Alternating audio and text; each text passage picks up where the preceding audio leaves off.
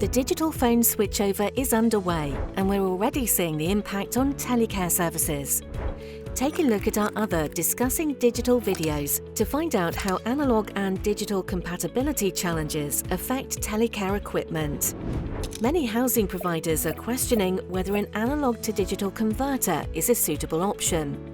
These converters translate analog signals into a format the digital network understands. Therefore, they can be an attractive option to extend the life of analog equipment and reduce first-time call failure rates.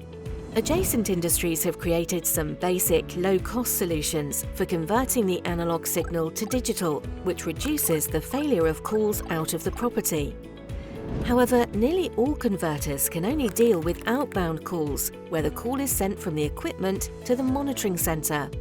In telecare, however, the loss of the analog phone line means these basic converters don't have the capability to provide a direct route back into the telecare device and can't relay tones back into the equipment. This means the monitoring centre can receive the call but is unable to place an inbound call back to the telecare device and subsequently control the device when needed. The ability to make inbound calls and use in-call controls is critical.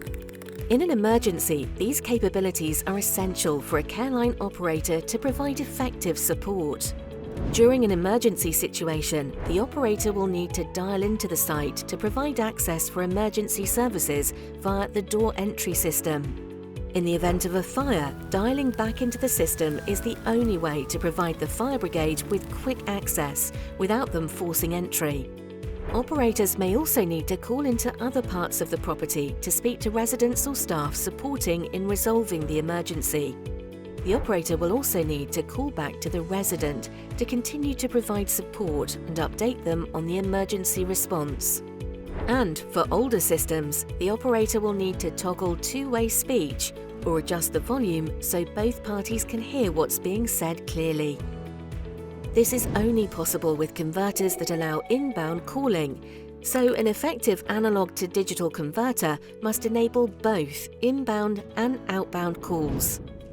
In these emergencies, multiple calls will be made to the monitoring centre at the same time. Therefore, a converter must also support multiple calls simultaneously. It is important to also consider whether a converter is limited to a single protocol or operates with multiple protocols, enabling different telecare devices in your portfolio to operate. These capabilities ensure you continue to receive the service you're used to. However, even an advanced converter can't offer the speed, reliability, or functionality of a fully digital service. And as analog is an old technology, the systems and parts will ultimately become obsolete. Despite this, an analog to digital converter can be a stepping stone, helping you safeguard your telecare services as you plan for digital. But it's vital to check this will do what you need. Ask your supplier to confirm their analog to digital converter supports inbound calls so you can continue to assist in an emergency, in-call controls so the operator can open the door to the emergency services, multiple equipment types and protocols so your full estate is covered.